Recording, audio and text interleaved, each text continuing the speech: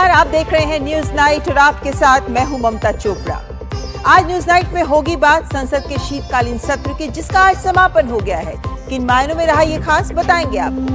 विश्व स्वास्थ्य संगठन के पारंपरिक चिकित्सा के दूसरे वैश्विक सम्मेलन में प्रधानमंत्री का क्या रहा संदेश।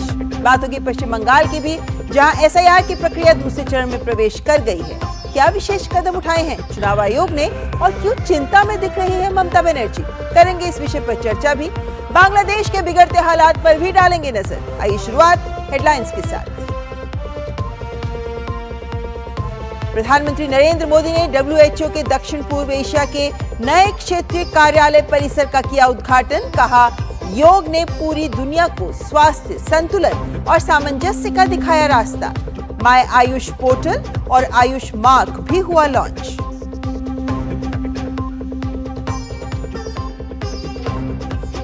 जी राम जी समेत कई महत्वपूर्ण विधेयकों के पास होने के साथ बेहद उत्पादक रहा शीतकालीन सत्र। संसदीय कार्य मंत्री किरेन रिजिजू ने कहा, पारित बिल निभाएंगे विकसित राष्ट्र बनाने में बड़ी भूमिका।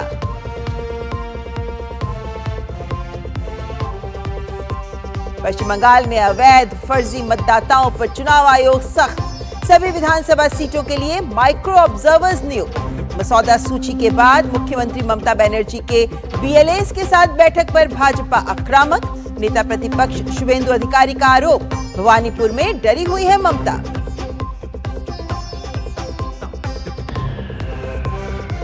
भारत की डिजिटल अर्थव्यवस्था 2030 में $1.2 ट्रिलियन तक पहुंचने की उम्मीद।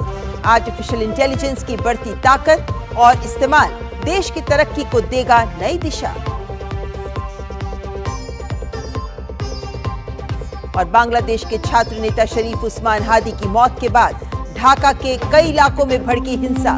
बेकाबू भीड़ की बंगबंधु के आवास में तोड़फोड़। डेली स्टार और प्रथम ऑलो के दफ्तर में भी लगाई गई आग।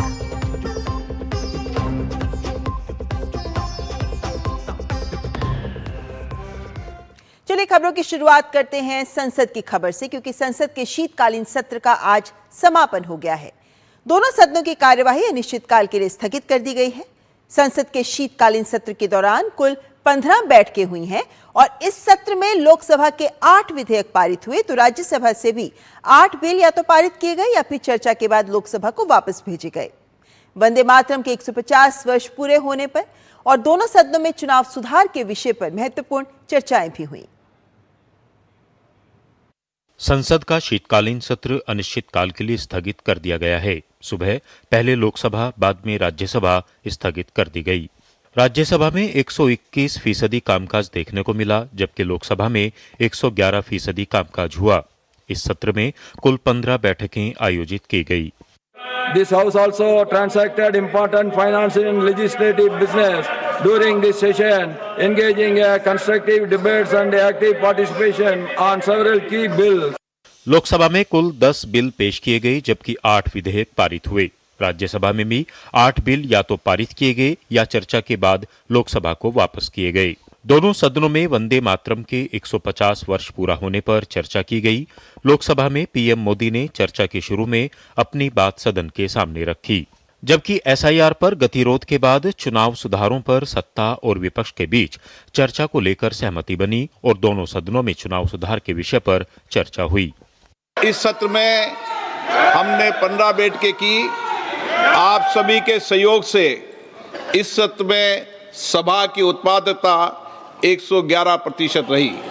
सत्र के दौरान संसद से पारित किए गए विधेयकों में मणिपुर माल एवं सेवा कर दूसरा संशोधन विधेयक 2025, केंद्रीय उत्पाद शुल्क संशोधन विधेयक 2025, स्वास्थ्य सुरक्षा से राष्ट्रीय सुरक्षा उपकर विधेयक 2025, विनियोग संख्यांक 4 विधेयक 2025, निरसन और संशोधन विधेयक 2025, सबका बीमा सबकी रक्षा बीमा विधि का संशोधन विधेयक 2025, भारत के रूपांतरण के लिए नाभिकीय ऊर्जा का संधारणीय दोहन और अभिवर्धन विधेयक 2025 और विकसित भारत रोजगार और आजीविका के लिए गारंटी मिशन ग्रामीण VB-जी रामजी विकसित भारत जी रामजी विधेयक 2025 बिल शामिल हैं। सत्र में कामकाज को लेकर संतुष्टि जताती हुई संसदीय कार्य मंत्री किरेन रिजिजू ने कहा कि PM मोदी ने जैसा कहा था कि तीसरे टर्म में तिगुनी रफ्तार से काम होगा, एक्सप्रेस की रफ्तार से रिफॉर्म की गाड़ी चल चुकी है। इस सत्र के दौरान जनता के जीवन को बेहतर बनाने और विकास की रफ्तार तेज करने से जुड़े अहम बिल पारित किए गए हैं।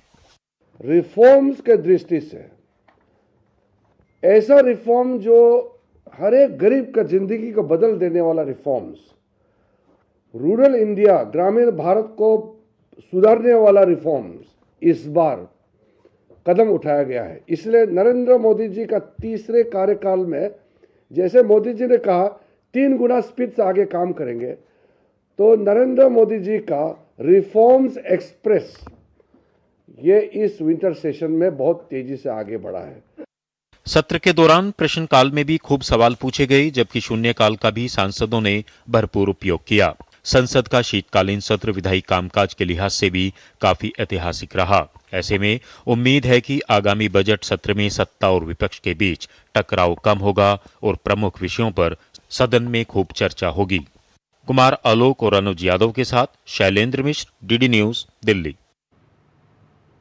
संसद के शीतकालीन सत्र का सत्रावसान तो हो गया है, लेकिन इस सत्र में जिस तरह विपक्ष का रवैया देखने को मिला वो कुछ सवालों को और गहरा कर रहा है, क्योंकि जी राम जी विधेयक को लेकर विपक्ष का हंगामा आज भी जारी रहा, जिस कारण प्रदूषण पर होने वाली चर्चा नहीं हो सकी।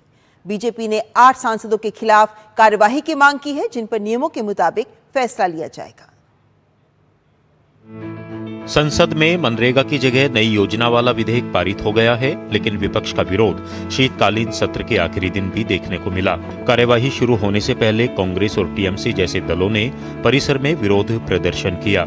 जैसे ही सदन की कार्यवाही शुरू हुई, विपक्ष के सांसद नारेबाजी भी करने लगे, जिसके बाद कार्यवाही अनिश्चितकाल के लिए स्थगित करनी पड़ी।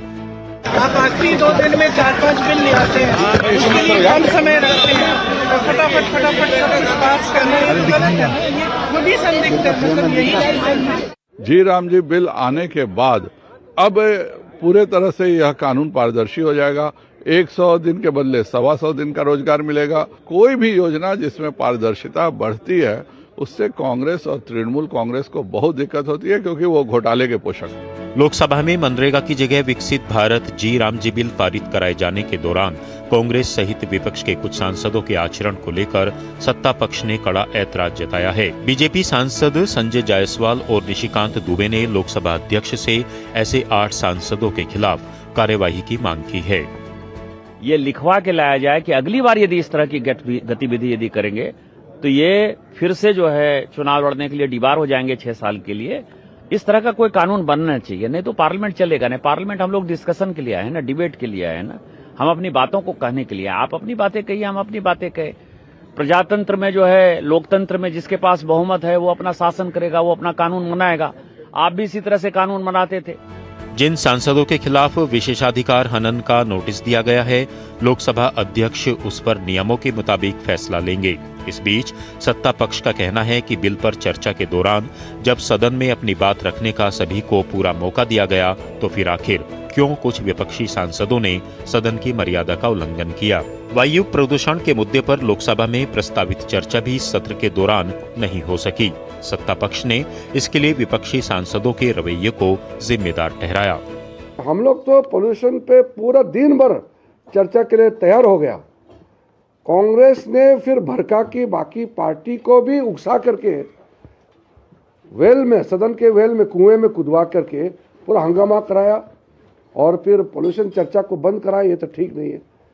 हम लोग दुखी है इसलिए कि एक विषय रह गया अपोजिशन की वजह से। सत्र के दौरान वायु प्रदूषण पर चर्चा की मांग भी नेता विपक्ष राहुल गांधी ने की थी, लेकिन कुछ दिन बाद ही वो विदेश चले गए और सत्र समाप्ति तक वापस नहीं लौटे। ऐसे में सत्ता पक्ष का कहना है कि कांग्रेस और विपक्ष के लिए सदन में हंगामा करना ज्यादा जरूरी था, बजाय लोकसभा में प्रदूषण पर चर्चा कराने के। संसद का शीतकालीन सत्र भले ही खत्म हो गया है, सत्ता और विपक्ष के बीच बयानों के तीर अभी भी थमने वाले नहीं हैं। अमरेंद्र गुप्ता, राजेश राज और शैलेंद्र मिश्र के साथ अनुज यादव, डीडी न्यूज, दिल्ली। और अब खबर पश्चिम बंगाल से, जहां राज्य सरकार के असहयोगपूर्ण रवैये के बीच हो रही एसआईआर की प्रक्रिया अब दूसरे चरण में पहुंच चुकी है। इस चरण में सुचारू कार्यवाही सुनिश्चित करने के लिए चुनाव आयोग ने बड़ा कदम उठाते हुए पश्चिम बंगाल की सभी 294 विधानसभा सीटों के लिए माइक्रो ऑब्जर्वर्स नियुक्त किए हैं। वहीं मुख्यमंत्री ममता बनर्जी द्वारा भिवानीपुर अपने क्षेत्र में मसौदा सूची प्रकाशित होने के बाद जो बूथ लेवल एजेंट्स की बैठक ली गई है, उसे लेकर शुभेंदु अधिकारी ने ममता बनर्जी पर निशाना साधा है। पश्चिम बंगाल में एसआईआर के मुद्दे पर छिड़ी रार थमने का नाम नहीं ले रही। राज्य सरकार और भाजपा के बीच आरोप प्रत्यारोप के दौर के बीच एसआईआर प्रक्रिया के बाद मतदाता सूची को लेकर चुनाव आयोग पूरी तरह एक्शन मोड में है। मतदाता सूची से अवैध और फर्जी मतदाताओं को हटाने के लिए चुनाव आयोग ने बड़ा कदम उठाते हुए पश्चिम बंगाल की सभी 294 विधानसभा सीटों के लिए केंद्र सरकार के कर्मचारियों को प्रतिनियुक्ति पर भेजते हुए माइक्रो ऑब्जर्वर नियुक्त किए हैं, जो बीएलओ द्वारा अपलोड किए गए इम्यूनरेशन फॉर्म की जांच, जन्म मृत्यु पंजीकरण से आंकड़ों का मिलान, सुनवाई नोटिस वाले मतदाताओं की सत्यापन प्रक्रिया, दावे आपत्तियों के दस्तावेजों की जांच और पूरी सुनवाई प्रक्रिया की निगरानी करेंगे। वहीं वे मसौदा मतदाता सूची में शामिल 7.08 करोड़ नामों में से लगभग 31 लाख अनमैप्ड मतदाताओं को सुनवाई नोटिस भेजे जाएंगे, जबकि 1.36 करोड़ संदिग्ध मतदाताओं की पहचान एआई तकनीक से की जा रही है, जिनके दस्तावेजों की कड़ी जांच होगी। साथ ही एफआरआरओ से प्राप्त सूचनाओं के आधार पर बांग्लादेशी नागरिकों के नाम सूची से हटाने की कार्रवाई भी चल रही है। आयोग ने लापरवाही बरतने वाले अधिकारियों पर भी सख्ती दिखाई है, जहां कई बीएलओ और एआरओ को कारण बताओ नोटिस जारी किए गए हैं। चुनाव आयोग का यह कदम मतदाता सूची को शुद्ध कर निष्पक्ष और पारदर्शी चुनाव सुनिश्चित करने की दिशा में बेहद अहम माना जा रहा है। आयोग ने साफ कहा है कि लापरवाही बर्दाश्त नहीं की जाएगी। वहीं इन सबके बीच पश्चिम बंगाल में विपक्ष के भाजपा नेता शुभेंदु अधिकारी ने एसआईआर को लेकर मुख्यमंत्री ममता बनर्जी पर निशाना साधा है। भाजपा नेता का आरोप है कि मसौदा सूची प्रकाशित होने के बाद भवानीपुर में मुख्यमंत्री ममता बनर्जी डर रही हैं। आरोप है कि सूची प्रकाशित होने के बाद मंगलवार को दिन भर मुख्यमंत्री ममता बनर्जी की ओर से कोई प्रतिक्रिया नहीं आई, लेकिन शाम होते होते उन्होंने अपने निर्वाचन क्षेत्र में बूथ लेवल एजेंट्स के साथ बैठक की। शुभेंदु अधिकारी के अनुसार मुख्यमंत्री के निर्वाचन क्षेत्र भवानीपुर के अनुपस्थित, शिफ्टेड, मृत और डुप्लीकेट मतदाताओं के आंकड़े भी इस बैठक की जल्दबाजी की महत्ता का संकेत दे रहे हैं। पश्चिम बंगाल में विपक्ष का कहना है कि एसआईआर को लेकर तृणमूल कांग्रेस के विरोध के कारण ही आयोग ने पूरी तैयारी के साथ एएसडीडी सूची जारी की है। आरोप है कि इस प्रक्रिया के तहत भवानीपुर से 44,700 लोगों के नाम हटना ही मुख्यमंत्री की इस बैठक का असली कारण है। सीईओ कार्यालय द्वारा जारी सूची के अनुसार मुख्यमंत्री के निर्वाचन क्षेत्र भवानीपुर में 10,901 मृत मतदाता, 19,456 लापता, 12,545 स्थानांतरित, 1,101 डुप्लीकेट और 767 अन्य मतदाता हैं, जिनके नाम अब सूची से काटे गए हैं। वहीं आपको बता दें कि इससे पहले मुख्यमंत्री ने भवानीपुर में झुग्गी बस्तियों की संख्या घटने और ऊंची इमारतों की संख्या बढ़ने पर भी नाराजगी व्यक्त की थी। मंगलवार को बीएलए के साथ हुई बैठक में यह भी मुद्दा उठाया गया। चुनाव आयोग ने पश्चिम बंगाल में सीईओ कार्यालय के बाहर लगातार हो रहे विरोध प्रदर्शनों को देखते हुए केंद्रीय गृह मंत्रालय को पत्र लिखकर केंद्रीय बलों की तैनाती की सिफारिश की है। एसआईआर की मसौदा सूची जारी होने के बाद भी प्रदर्शनकारियों ने पुलिस बैरिकेड तोड़कर विरोध जारी रखा, जिसके बाद आयोग ने पत्र लिखकर ये मांग की है। बीजेपी का आरोप है कि पश्चिम बंगाल में एसआईआर को लेकर विरोध और प्रदर्शन के पीछे बड़ी वजह वोट बैंक की राजनीति है, जिसे ममता बनर्जी का आश्रय हासिल है। ऐसे में मसौदा सूची में बड़ी संख्या में कटे नामों ने सीएम ममता बनर्जी की नींदें उड़ा दी हैं। सौरव दत्ता के साथ ब्यूरो रिपोर्ट, डीडी न्यूज। और पश्चिम बंगाल में जिस तरीके से एसआईआर को लेकर लगातार विवाद, घमासान, वहां की सरकार के द्वारा असहयोग दिख रहा है, उसके चलते हमारा आज का विशेष कह रहा है एसआईआर पर रार, भाजपा का ममता पर वार। और इसमें बड़ी खबर यही है कि आज चुनाव आयोग के द्वारा माइक्रो ऑब्जर्वर्स नियुक्त किए गए हैं। इसको समझने के लिए सबसे पहले हमारे साथ जुड़ रहे हैं अक्षय राउत जी, जो भारत निर्वाचन आयोग के पूर्व महानिदेशक हैं। अक्षय राउत जी, आपका बहुत बहुत स्वागत हमारी चर्चा में। हमने ये तो देखा है, सुना है, बहुत से राज्यों में चुनाव आयोग ने ये कदम उठाया है कि स्पेशल रोल ऑब्जर्वर्स को नियुक्त किया गया है। पश्चिम बंगाल में सभी विधानसभा सीटों पर माइक्रो ऑब्जर्वर्स नियुक्त किए गए हैं। इस कदम का औचित्य और महत्व क्या है?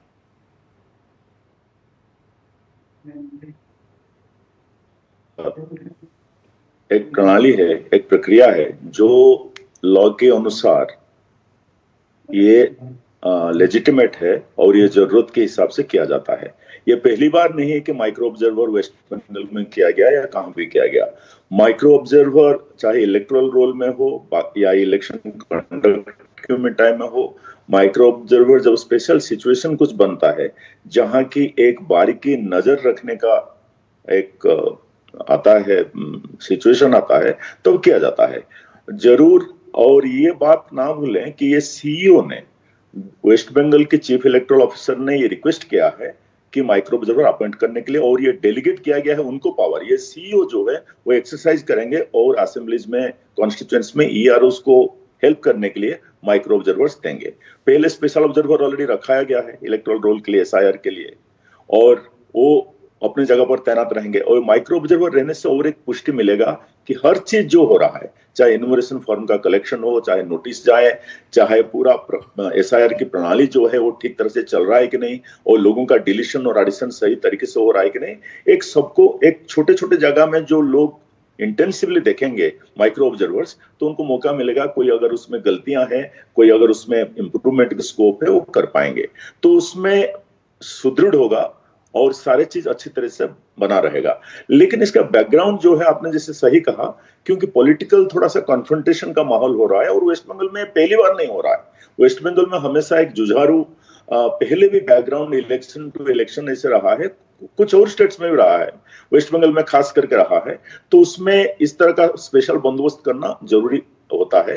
स्पेशल ऑब्जर्वर्स आते हैं और भी इलेक्शन टाइम में डिस्पैच होते हैं, इलेक्शन कमीशन का जो स्पेशल ऑब्जर्वर्स डिस्पैच होते हैं, इस तरह का एक माहौल होता है। और मुझे ये उम्मीद है कि माइक्रो ऑब्जर्वर एसआईआर प्रणाली को ऐसे देखेंगे कि उससे एक मजबूत इलेक्टोरल रोल, जो प्यूरिफाइड इलेक्टोरल रोल आएगा, जिसमें कि पॉलिटिकल इन्फ्लुएंस नहीं रहेगा, जो कॉन्स्टिट्यूशन के मुताबिक होगा और आरपी एक्ट के मुताबिक होगा। ऐसे एक इलेक्टोरल रोल इमर्ज करेगा। उसके लिए आप जितना लोगों को तैनात करें, जितना layers of checks and balances करें, मेरे हिसाब से वो अच्छा है और ये अच्छा ही होगा।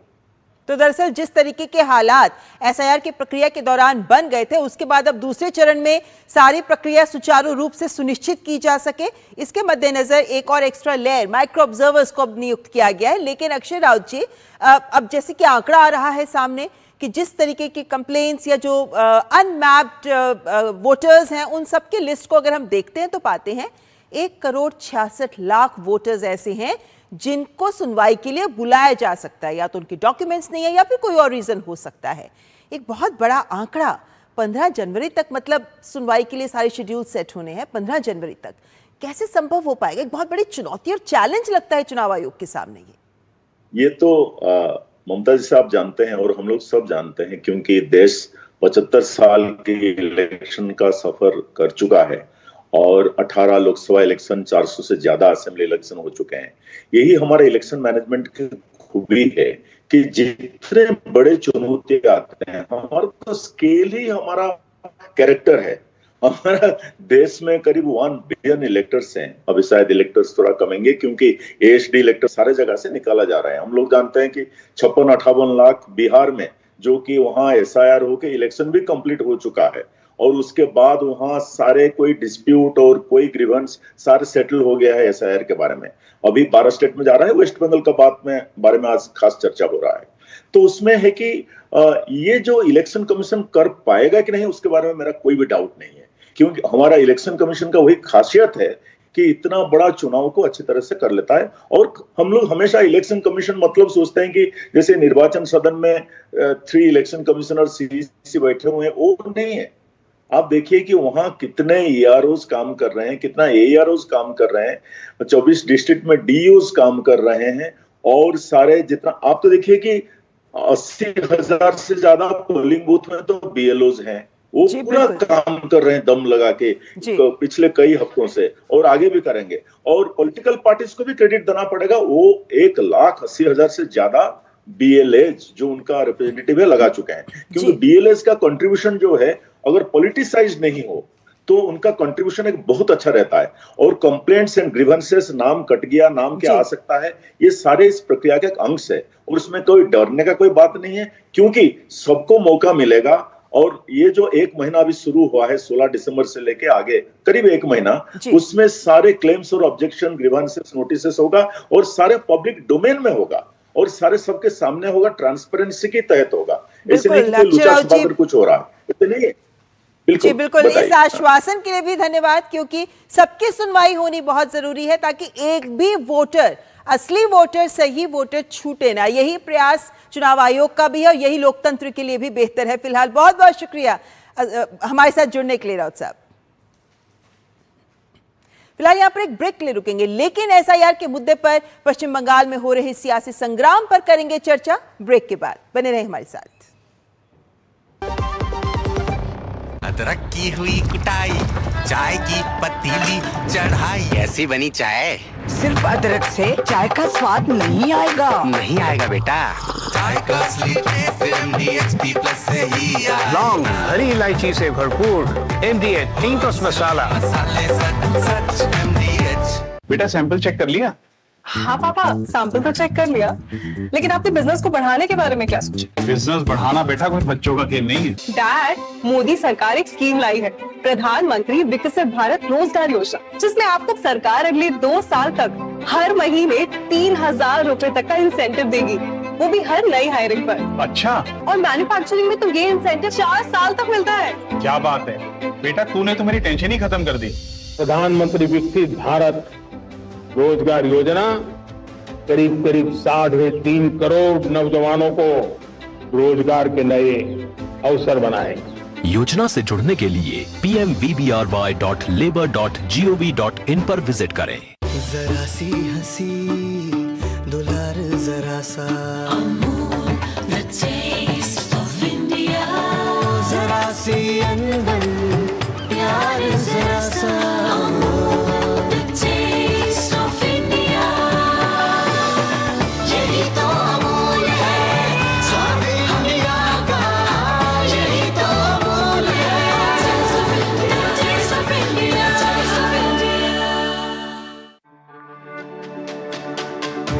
मेरी पसंद, मेरी पसंद, मेरी पसंद, मेरी पसंद, हमारी पसंद, हम सबकी पसंद। मजबूत देश का मजबूत सरिया हो गया स्टील। कौन है जो जोड़े देश को? विकसित भारत का विकसित भारत।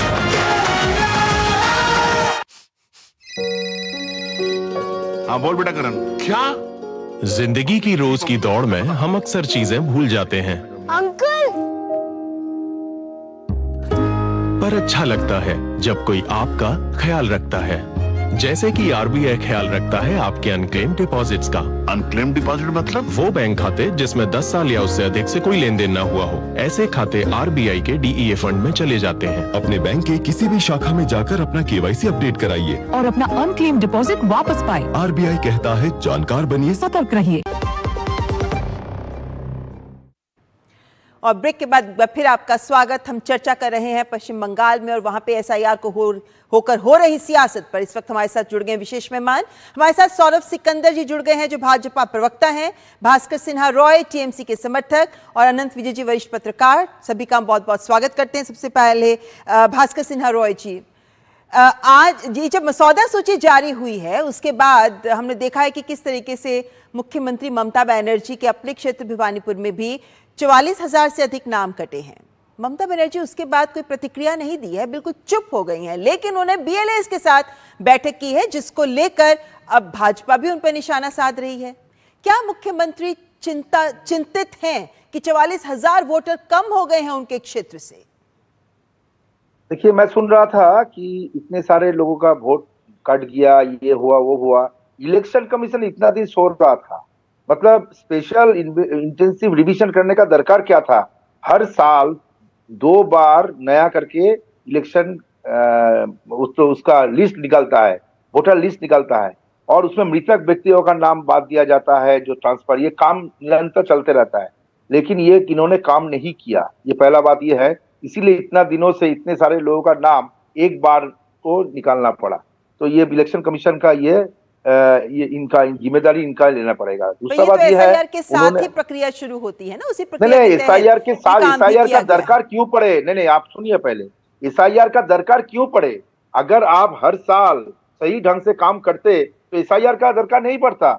इन्होंने इतना दिनों से हर साल में 2 बार वोटर लिस्ट निकलता है, नाम काटा जाता है, निरंतर प्रक्रिया को इन्होंने कुछ किया नहीं, बैठे रहे। चलिए फिर तो और आपको खुश बीजेपी का होना चाहिए कि इंस्ट्रक्शंस के लिए चुनाव बैठे रहे। आयोग फाइनली ये कर रहा है, क्योंकि जो काम खुश होना पहले नहीं चाहिए। हुआ है अब अरे तो वो नहीं, हो नहीं, रहा है नहीं ना। हुआ, फिर भी इसको लेकर टीएमसी क्यों इसके ये तो विरोध आप में मान खड़ी लिए, नजर आ रही है? नहीं ये तो आपने मान लिए कि ये तो मान लिए नहीं, कि मेरे इलेक्शन मानने न कमीशन मानने की काम बात नहीं है, हम करता तो ये था, मान के चल रहे ये हैं कि भाई बीजेपी पहले भी साल दर साल नहीं इंस्ट्रक्शन होता दिया, था, और कुछ सालों बीजेपी के बोला बाद अभी ही काम एसआईआर करो, की प्रक्रिया और होती थी। बीजेपी का तो अब इशारा भी से ही पश्चिम काम बंगाल में तो करते हैं। 2002 के ये बाद तो हो रही है ना। बीजेपी का इशारा रॉय से ही काम करते रॉय हैं। साहब, मेरा सवाल अब ये आप- है कि तमाम ना नुकुर के बाद, लोगों को बरगलाने के बाद ममता बनर्जी ने खुद अपना एन्यूमरेशन फॉर्म भरा है, और उसके बाद अब जबकि उनके क्षेत्र की एक लिस्ट बाहर आई है तो बूथ लेवल एजेंट्स के साथ उनकी बैठक, उनकी चुप्पी और उनकी बैठक क्या संकेत दे रही है? मतलब क्या कोई नई रणनीति सोच रही है मुख्यमंत्री? ये सवाल जरूर खड़ा हो रहा है, क्योंकि दूसरा चरण शुरू होने जा रहा है। सोचते रहिए, आप सोचते रहिए।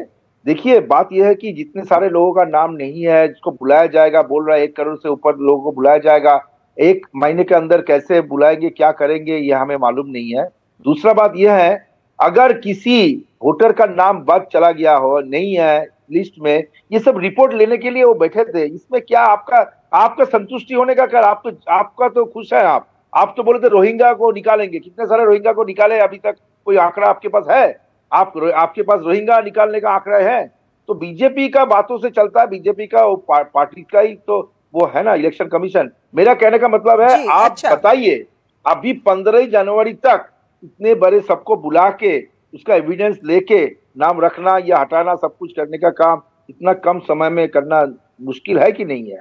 पहला बात ये। दूसरा बात यह है कि अगर मान लीजिए कोई नहीं है उसको फिर बुलाया जाए, ये पूरा प्रक्रिया, निरंतर प्रक्रिया को और टाइम लेके करना चाहिए था, वो टाइम लेके नहीं किया गया। ये हम लोग पहले से ही बोले थे कि ये कम दिनों का काम नहीं है, ये बहुत दिनों का काम है। इतना जल्दबाजी की है क्योंकि बीजेपी को चुनाव के पहले एसआईआर चाहिए और उसको नाम हटाना चाहिए। चलिए सौरभ सिकंदर जी के पास ही हुआ। जाते हैं। सौरभ जी, वो तो आज जैसे बीजेपी आक्रामक हो रही है मुख्यमंत्री के ऊपर, तो उनका तो ये कहना ही है कि तो प्रक्रिया है जो पहले ही होती रहनी चाहिए थी, जरूरत ही क्यों पड़ गई आपको एसआईआर की अब जाकर?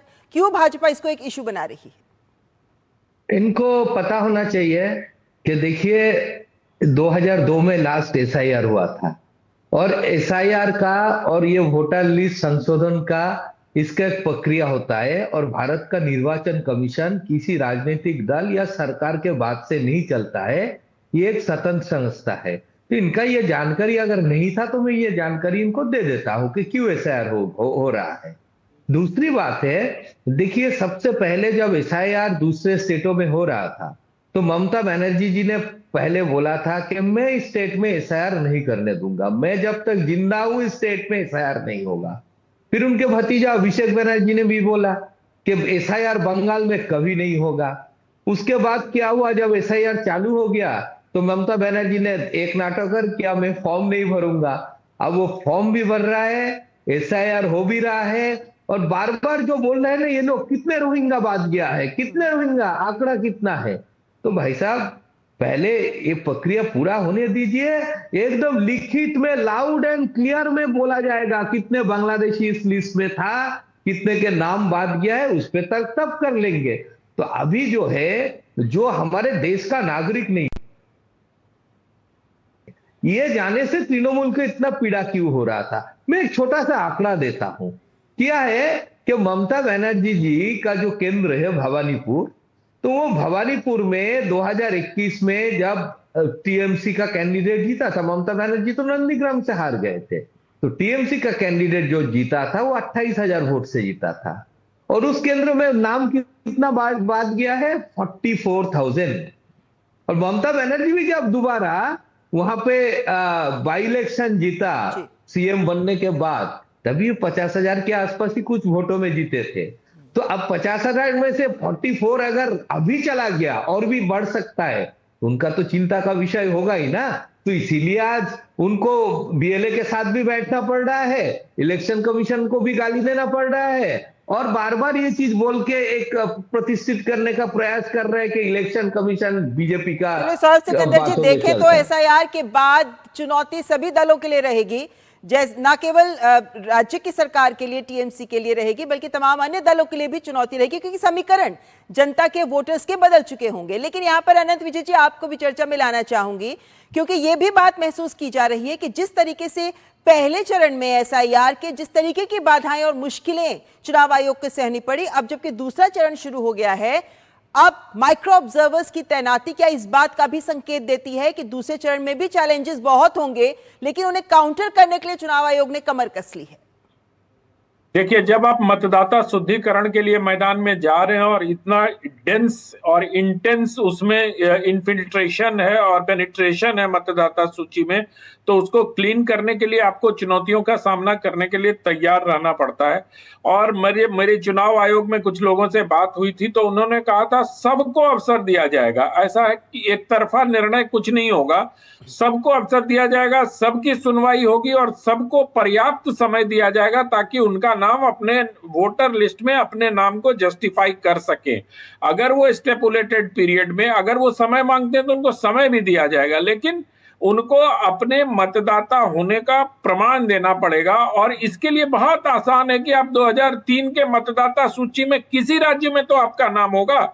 अगर आप 18 साल से, अगर आप 35 साल के हैं तो ऐसा तो हो नहीं सकता कि 18 साल से आपने वोट नहीं दिया हुआ, चलिए आपने वोट नहीं दिया, आपके परिवार के किसी का नाम तो होगा। तो बहुत आसान है ये प्रक्रिया, इसको राजनीति में नहीं घसीटना चाहिए। हर किसी का ये दायित्व होना चाहिए कि भारत के जनप्रतिनिधियों का चुनाव भारत के नागरिक करें। विदेशी नागरिक या दूसरे देश के नागरिक आके भारत के जनप्रतिनिधियों के चुनाव को प्रभावित करना बाबा साहब अम्बेडकर द्वारा बनाए गए संविधान की मतलब धज्जियां उड़ाना है। तो इसलिए मुझे लगता है कि चुनाव आयोग जिस प्रकार से लोगों को पर्याप्त समय दे रहा है, माइक्रो ऑब्जर्वर्स की तैनाती कर रहा है, इसका मतलब है उसने अपना एम्बिट बड़ा किया है। वो किसी को रोकने के लिए नहीं बल्कि उसको इंक्लूड करने के लिए। आपको बताऊं, मैं जब इस समय, आपको याद होगा जब सीएए के समय इसी प्रकार का विरोध आरंभ हुआ था कि ये नागरिकता ले ली जाएगी, कागज दिखाना पड़ेगा, तब भी गृह मंत्री माननीय अमित शाह जी ने कहा था कि ये नागरिकता देने का कानून है, लेने का नहीं। वैसे ही यहाँ आपको कुछ नहीं करना, आपको अपने परिवार में किसी का अगर आपके पास कागज है तो फिर तो कोई दिक्कत ही नहीं है। जो चुनाव आयोग के और जो सुप्रीम कोर्ट के द्वारा निर्धारित किए गए कागजात हैं वो हैं तो कोई दिक्कत नहीं है। लेकिन अगर आपके पास वो भी कुछ नहीं है तो आपके परिवार का, मान लीजिए आप कहेंगे कि हम माइग्रेट होके बिहार से चले आए, तो 2003 के बिहार की सूची में तो नाम होगा ना, आपके माता पिता का, आपके भाई का, आपकी भाभी का, आपके रिश्तेदार का, वही दिखा दीजिए। बिल्कुल, तो यहाँ पर ये बात भी स्पष्ट है ना कि 15 जनवरी तक शेड्यूल सेट हो जाएगा हियरिंग्स का, 7 फरवरी तक हियरिंग की जाएगी और फिर 14 फरवरी को जाकर जो फाइनल मसौदा है, लिस्ट है, वो तैयार, वो 14 फरवरी को लिस्ट बाहर आएगी, फाइनल लिस्ट बाहर आएगी, हियरिंग 7 फरवरी तक। यानी ये कुछ ऐसी बातें हैं जिनको स्पष्ट करना बहुत जरूरी है। और यहाँ पर ये उम्मीद की जा रही है कि जिस तरीके से चुनाव आयोग काम कर रहा है उसके चलते, जैसा कहा जा रहा है, हर एक की सुनवाई होगी और किसी को छोड़ा नहीं जाएगा। इसी उम्मीद के साथ ये दूसरा चरण भी सही तरीके से पूरा हो, इसकी भी उम्मीद की जा रही है। फिलहाल बहुत बहुत धन्यवाद सही मेहमानों का हमारे साथ जुड़ने के लिए। और यहां पर रुकेंगे एक ब्रेक के लिए। आप देखते रहें न्यूज़ नाइट।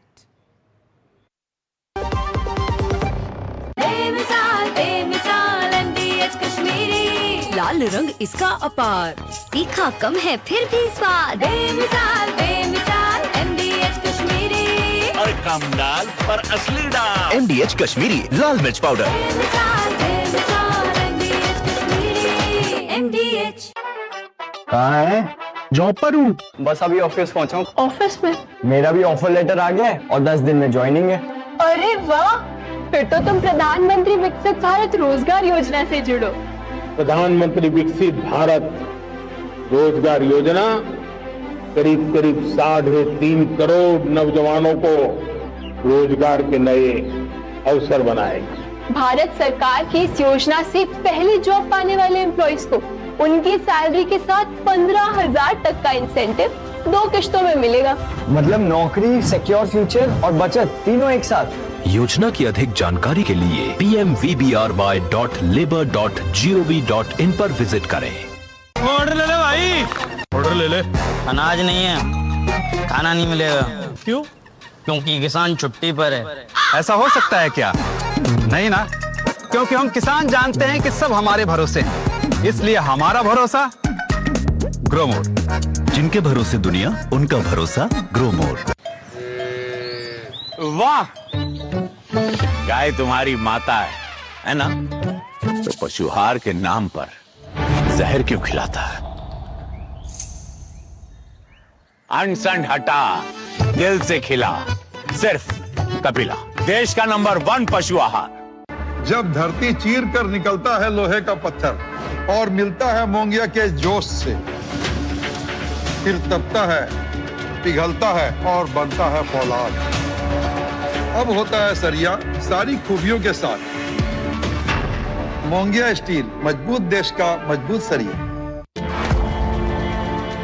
खादी सिर्फ एक वस्त्र नहीं, बल्कि भारत की आत्मनिर्भरता और सांस्कृतिक विरासत का प्रतीक है और आज वैश्विक फैशन और सस्टेनेबल लाइफस्टाइल की नई परिभाषा बन चुकी है। वर्ष 2024-25 में वर्ष 2013-14 के मुकाबले 1,16,000 करोड़ रुपए के खादी ग्रामोद्योग प्रोडक्ट्स का उत्पादन, जो लगभग 350% की वृद्धि है। 1,70,000 करोड़ रुपए के खादी ग्रामोद्योग प्रोडक्ट्स की रिकॉर्ड बिक्री अर्थात 450% वृद्धि दर्ज हुई और साथ ही पिछले 11 वर्षों में लगभग 2 करोड़ लोगों को केवीआईसी ने रोजगार दिया। तो आइए भारत की आत्मनिर्भरता को बढ़ावा दें और खरीदें खादी और ग्रामोद्योग उत्पाद। विजिट करें नजदीकी खादी स्टोर। गोल्डी छोले मसाले, जहाँ जाए रिश्ते बनाए। गोल्डी लाए हैं फ्रेश लॉक टेक्नोलॉजी, जो रखे मसालों को हर समय फ्रेश। पारंपरिक चिकित्सा को नई पीढ़ी और नए युग में आगे बढ़ाने के लिए प्रधानमंत्री नरेंद्र मोदी ने तकनीक, विज्ञान और रिसर्च का प्रयोग बढ़ाए जाने का आग्रह किया है। विश्व स्वास्थ्य संगठन के पारंपरिक चिकित्सा के दूसरे वैश्विक सम्मेलन में प्रधानमंत्री ने आयुष क्षेत्र के लिए एक master digital portal my Ayush integrated services portal का शुभारंभ किया और साथ ही कहा कि पारंपरिक चिकित्सा वर्तमान ही नहीं बल्कि भविष्य की चुनौतियों के समाधान ढूंढे।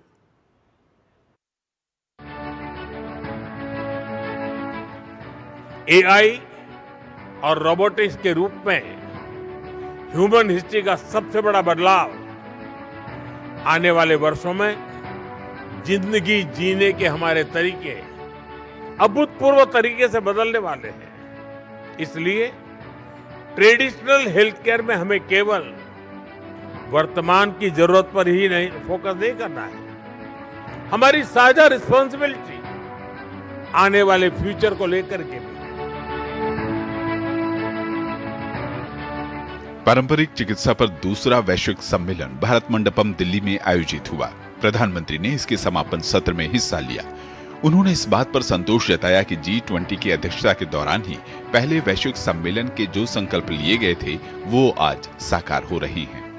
ट्रेडिशनल मेडिसिन ग्लोबल लाइब्रेरी के रूप में एक ऐसा ग्लोबल प्लेटफॉर्म शुरू किया गया है जो ट्रेडिशनल मेडिसिन से जुड़े वैज्ञानिक डेटा और पॉलिसी डॉक्यूमेंट्स को एक जगह सुरक्षित करेगा।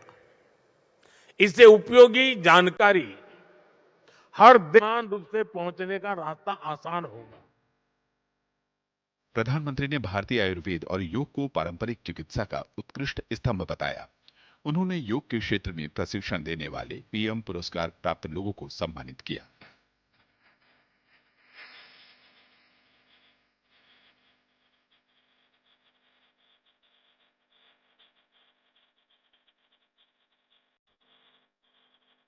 प्रधानमंत्री ने आयुष क्षेत्र के लिए एक master digital portal my Ayush integrated service portal का शुभारंभ किया।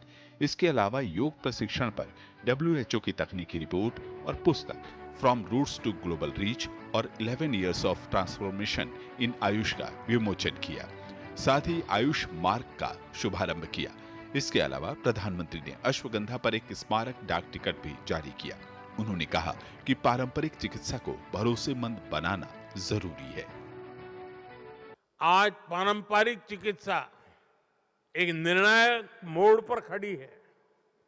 दुनिया की बड़ी आबादी लंबे समय से इसका सहयोग लेती आई है, लेकिन फिर भी पारंपरिक चिकित्सा को वो स्थान नहीं मिल पाया था जितना उसमें सामर्थ्य है।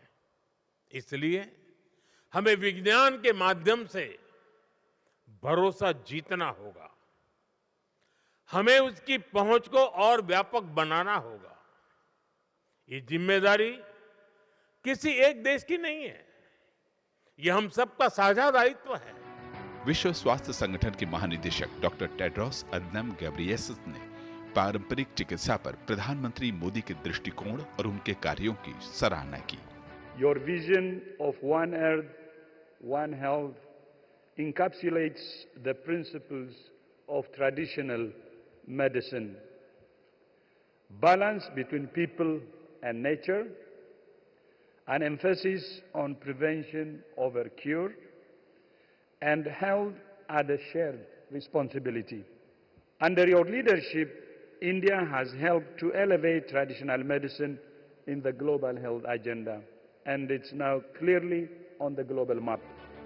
विश्व स्वास्थ्य संगठन के नई दिल्ली में बने दक्षिण पूर्व एशिया के नए क्षेत्रीय कार्यालय परिसर का प्रधानमंत्री ने उद्घाटन किया। साथ ही पारंपरिक चिकित्सा और विज्ञान पर आयोजित एक प्रदर्शनी का उन्होंने अवलोकन भी किया। भारत मंडपम से नितेंद्र सिंह के साथ ब्यूरो रिपोर्ट, डीडी न्यूज। और न्यूज़ टाइम पे फिलहाल यहाँ वक्त एक और ब्रेक का, बने रहे हमारे साथ। इसको तो फुटबॉल खेलना भी आ गया और इसे तो पियानो बजाने भी आ गया। चंद्रयान भी उतर गया चांद पर हमें अब तक टेस्टी राजमा बनाना नहीं आया। बिना MDH राजमा मसाला के टेस्टी राजमा कैसे बनेगा? स्वादिष्ट राजमा के लिए MDH राजमा मसाला। क्या स्वादिष्ट राजमा बनाए? MDH। बेटा सैंपल चेक कर लिया? हाँ पापा, सैंपल तो चेक कर लिया, लेकिन आपने बिजनेस को बढ़ाने के बारे में क्या सोचा? बिजनेस बढ़ाना बेटा कोई बच्चों का खेल नहीं है। डैड, मोदी सरकार एक स्कीम लाई है, प्रधानमंत्री विकसित भारत रोजगार योजना, जिसमें आपको सरकार अगले 2 साल तक हर महीने 3,000 रुपए तक का इंसेंटिव देगी, वो भी हर नई हायरिंग पर। अच्छा। और मैन्युफैक्चरिंग में तो ये इंसेंटिव 4 साल तक मिलता है। क्या बात है बेटा, तूने तो मेरी टेंशन ही खत्म कर दी। प्रधानमंत्री विकसित भारत रोजगार योजना करीब 3.5 करोड़ नौजवानों को रोजगार के नए अवसर बनाएगी। योजना से जुड़ने के लिए pmvbry.labor.gov.in पर विजिट करें। कौन है जो जोड़े देश को? विकसित भारत का विकसित भारत। पता है, लोग अक्सर मुझसे पूछते हैं कॉल सेंटर का स्टेडी जॉब क्यों छोड़ा? I wanted more out of life. बस मैंने अपना स्टार्टअप शुरू किया। जानना चाहोगे कैसे? Then start up your own business as an LIC agent. यहाँ सब कुछ है, great products, zero investment, leading organisation and unlimited opportunities. तो क्या आप तैयार हैं? LIC एजेंट बनो, अब बड़ा सोचो। हमारी वेबसाइट पर जाएं या अपनी नजदीकी LIC शाखा से संपर्क करें। पढ़ता है, खेलता है, झूलता उछलता है, दौड़ता कभी कभी दौड़ कराता है, आगे आगे बढ़ता है इंडिया, अमूल दूध पीता है इंडिया। खादी सिर्फ एक वस्त्र नहीं बल्कि भारत की आत्मनिर्भरता और सांस्कृतिक विरासत का प्रतीक है और आज वैश्विक फैशन और सस्टेनेबल लाइफस्टाइल की नई परिभाषा बन चुकी है। वर्ष 2024-25 में वर्ष 2013-14 के मुकाबले 1,16,000 करोड़ रुपए के खादी ग्रामोद्योग प्रोडक्ट्स का उत्पादन, जो लगभग 350% की वृद्धि है। 1,70,000 करोड़ रुपए के खादी ग्रामोद्योग प्रोडक्ट्स की रिकॉर्ड बिक्री अर्थात 450% वृद्धि दर्ज हुई और साथ ही पिछले 11 वर्षों में लगभग 2 करोड़ लोगों को KVIC ने रोजगार दिया। तो आइए भारत की आत्मनिर्भरता को बढ़ावा दें और खरीदें खादी और ग्रामोद्योग उत्पाद। विजिट करें नजदीकी खादी स्टोर। गोल्डी छोले मसाले, जहाँ जाएं रिश्ते बनाएं। गोल्डी लाए हैं फ्रेश लॉक टेक्नोलॉजी, जो रखे मसालों को हर समय फ्रेश। प्रधानमंत्री नरेंद्र मोदी शनिवार से पश्चिम बंगाल और असम का 2 दिवसीय दौरा करेंगे। प्रधानमंत्री पश्चिम बंगाल में 2 बड़ी राष्ट्रीय राजमार्ग परियोजनाओं का शुभारंभ और शिलान्यास करेंगे और वहां से प्रधानमंत्री असम के गुवाहाटी पहुंचेंगे और गोपीनाथ बारदोलोई अंतर्राष्ट्रीय हवाई अड्डे के नए टर्मिनल भवन का शुभारंभ भी करेंगे। प्रधानमंत्री नरेंद्र मोदी 20 और 21 दिसंबर को पश्चिम बंगाल और असम का दौरा करेंगे। पीएम दोनों राज्यों को बड़ी विकास परियोजनाओं का उपहार देंगे। पीएम शनिवार को पश्चिम बंगाल में 3,200 करोड़ रुपए की 2 राष्ट्रीय राजमार्ग परियोजनाओं का शुभारंभ और शिलान्यास करेंगे। इनमें नादिया जिले में राष्ट्रीय राजमार्ग 34 के 12 जागुली कृष्णनगर मार्ग पर 66.7 किलोमीटर लंबे 4 लेन का उद्घाटन और उत्तर 24 परगना जिले में राष्ट्रीय राजमार्ग 34 के 12 जागुली मार्ग पर 17.6 किलोमीटर लंबे 4 लेन का शिलान्यास शामिल है। इन परियोजनाओं से क्षेत्र में कनेक्टिविटी बढ़ेगी और आर्थिक प्रगति के नए द्वार खुलेंगे। कोलकाता और सिलीगुड़ी के बीच बेहतर संपर्क, यात्रा समय में कमी और क्षेत्र में पर्यटन विकास को भी इससे बहुत मदद मिलेगी। यशस्वी प्रधानमंत्री यहाँ पे आ रहे हैं, इसलिए हम सबको बहुत खुश हो रहा है, क्योंकि ऐसे प्रधानमंत्री हमारा पहले कभी ना आया यहाँ पे।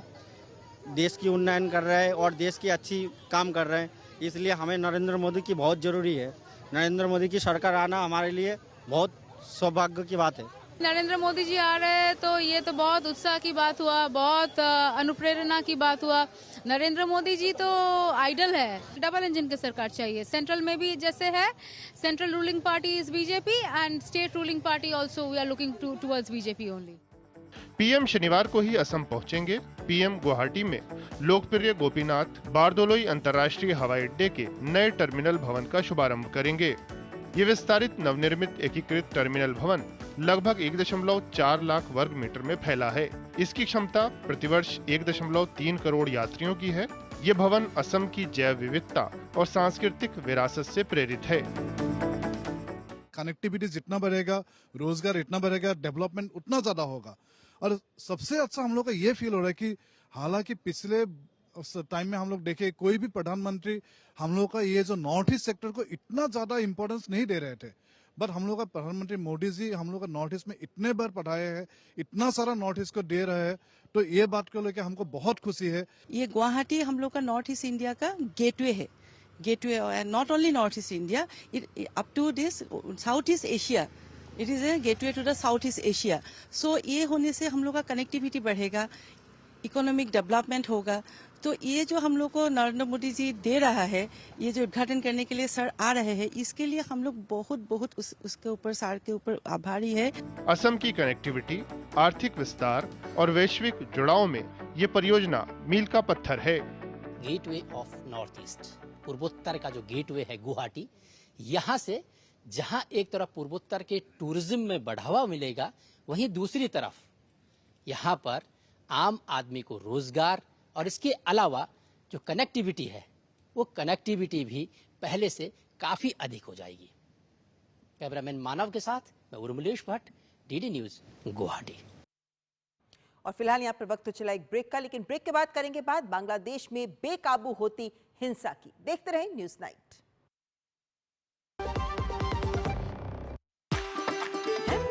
कसूरी मेथी लाजवाब है, लाजवाब है।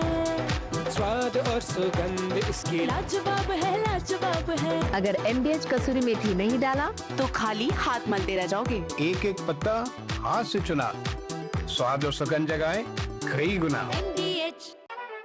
कहाँ है? जॉब पर हूँ, बस अभी ऑफिस पहुँचा हूँ। ऑफिस में?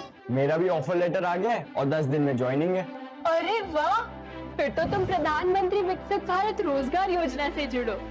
प्रधानमंत्री विकसित भारत रोजगार योजना करीब 3.5 करोड़ नौजवानों को रोजगार के नए अवसर बनाएगी। भारत सरकार की इस योजना से पहले जॉब पाने वाले एम्प्लॉइज को उनकी सैलरी के साथ 15,000 तक का इंसेंटिव 2 किश्तों में मिलेगा।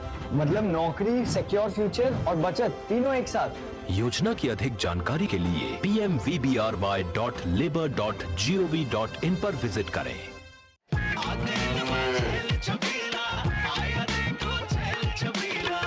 एक कपिला, अरे भाई सब एक ही जैसा होता है। ये लो साधारण पशु आहार।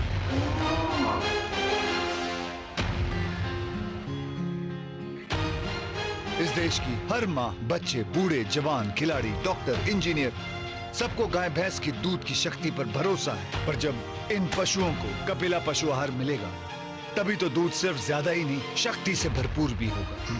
और ये सच जानते हुए चंद पैसों के लिए तुम देश का भरोसा तोड़ दो। माफ कीजिए। कपिला पशु आहार, देश का नंबर 1 पशु आहार। ओए, लड़के वाले आ गए। खाली खाना कहाँ है? अनाज तो नहीं मैडम। क्या? क्यों? क्योंकि किसान छुट्टी पर हैं। ऐसा हो सकता है क्या? नहीं ना अन्ना, क्योंकि हम किसान जानते हैं सब हमारे भरोसे है, इसलिए हमारा भरोसा ग्रो मोर। जिनके भरोसे दुनिया, उनका भरोसा ग्रो मोर। मेरी पसंद, मेरी पसंद, मेरी पसंद, मेरी पसंद, हमारी पसंद, हम सब की पसंद। मजबूत देश का मजबूत सरिया हो गया स्टील। पढ़ता है, खेलता है, झूलता उछलता है, दौड़ता कभी कभी दौड़ कराता है, आगे आगे बढ़ता है इंडिया, अमूल दूध पीता है इंडिया। छोले बने तो गोल्डी छोले मसाले, जहाँ जाए रिश्ते बनाए। गोल्डी लाए हैं फ्रेश लॉक टेक्नोलॉजी, जो रखे मसालों को हर समय फ्रेश। और ब्रेक के बाद खबर बांग्लादेश से, जहां एक बार फिर बांग्लादेश आग में झुलसता नजर आ रहा है। ढाका से सिलहट तक हिंसा, लूटपाट और आगजनी का तांडव शुरू हो गया है। एक युवा नेता की हत्या ने सड़कों पर ऐसा उबाल पैदा किया कि अखबारों के दफ्तर जला दिए गए। बंगबंधु के पैतृक आवास को फिर निशाना बनाया गया।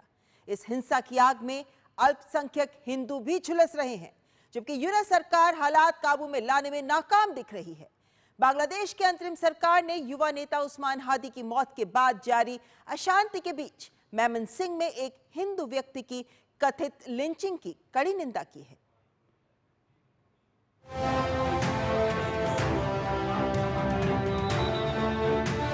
बांग्लादेश में 2024 में शेख हसीना सरकार को अपदस्थ किए जाने के बाद देश में अभी स्थिरता लौटी भी नहीं थी कि एक बार फिर ढाका की सड़कों पर लूटपाट, आगजनी और अराजकता का तांडव देखा जा रहा है। निहत्थे नागरिक हों या अखबार के दफ्तर, जो भी सामने पड़ रहा है बिफरी भीड़ के आक्रोश का निशाना बन रहा है। बांग्लादेश में ये आग एक युवा नेता की मौत के बाद भड़क उठी है। इंकलाब मंच के प्रवक्ता शरीफ उस्मान हादी को पिछले सप्ताह अज्ञात हमलावरों द्वारा गोली मारे जाने के बाद से ही उनके समर्थक उत्तेजित थे, लेकिन जैसे ही सिंगापुर के एक अस्पताल में उनके दम तोड़ने की खबर आई, यह गुस्सा लूट मार में बदल गया। हिंसक भीड़ ने एक बार फिर बांग्ला अस्मिता का प्रतीक माने जाने वाले बंगबंधु के पैतृक आवास को निशाना बनाया। यह घर पहले भी कट्टरपंथियों और दंगाइयों के कहर का शिकार बन चुका है। हिंसक भीड़ ने डेली स्टार और प्रथम आलो जैसे देश के प्रतिष्ठित अखबारों के दफ्तर जला डाले। मेमन सिंह जिले के भालुका में दंगाई भीड़ ने एक हिंदू युवक को पीट कर मार डाला। इतना ही नहीं, अत्याचार की हर हद पार करते हुए मृतक के शरीर को पेड़ से बांधकर आग लगा दी गई। विदेश मामलों की एक संसदीय समिति ने कहा है कि बांग्लादेश में मौजूदा स्थिति जटिल और परिवर्तनशील है। विदेश मंत्रालय ने समिति को बताया कि सरकार बांग्लादेश में अल्पसंख्यकों पर हो रहे हमलों को लेकर चिंतित है। इस बीच संसद में भारत बांग्लादेश संबंधों का भविष्य शीर्षक से रिपोर्ट में समिति ने कहा कि हालिया राजनीतिक घटनाक्रमों के व्यापक द्विपक्षीय संबंधों पर पड़ने वाले प्रभाव के संदर्भ में विदेश मंत्रालय ने स्पष्ट किया है कि भारत ने द्विपक्षीय संबंधों को इन घटनाओं के असर से अलग रखने के लिए हर संभव प्रयास किया है। कांग्रेस नेता शशि थरूर की अगुवाई वाली विदेश मामलों की संसदीय स्थायी समिति की यह रिपोर्ट बृहस्पतिवार को संसद में पेश की गई। This is clearly, orchestrated by those who are opposed to India. This is a way to ratchet up pressure and to appeal to the anti-India elements before the elections. Some of the elements within the ruling interim administration have followed this policy. We are very conscious that there are such elements running loose, and we hope that there will be some constructive action by the authorities to ensure that the fundamental interests of India are not harmed within Bangladesh, just as we will also take care to ensure that we are supportive of stability and peace and democracy in Bangladesh. This is a total mobocracy functioning in Bangladesh. It is not, first of all, it's not a constitutional government. it's an illegal government, and they have no authority or right to conduct the election. That should be done by a properly appointed caretaker government.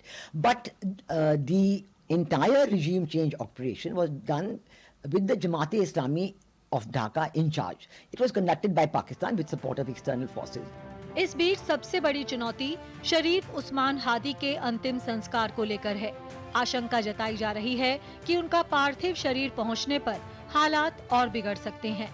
हिंसा और आगजनी पर काबू पाने में विफल दिख रही यूनुस सरकार फिलहाल पल्ला झाड़ने से काम चला रही है। हालांकि नागरिक संगठन हालात के लिए उन्हें जिम्मेदार मानकर इस्तीफे की मांग कर रहे हैं।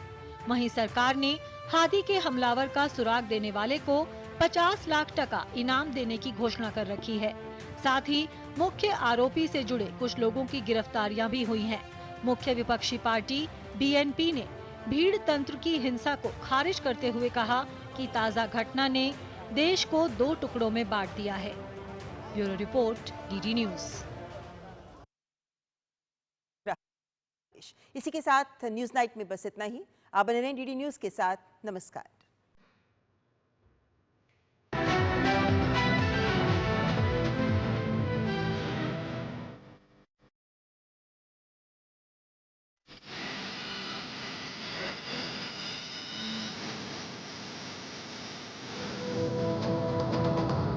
न्यूज नाइट के प्रायोजक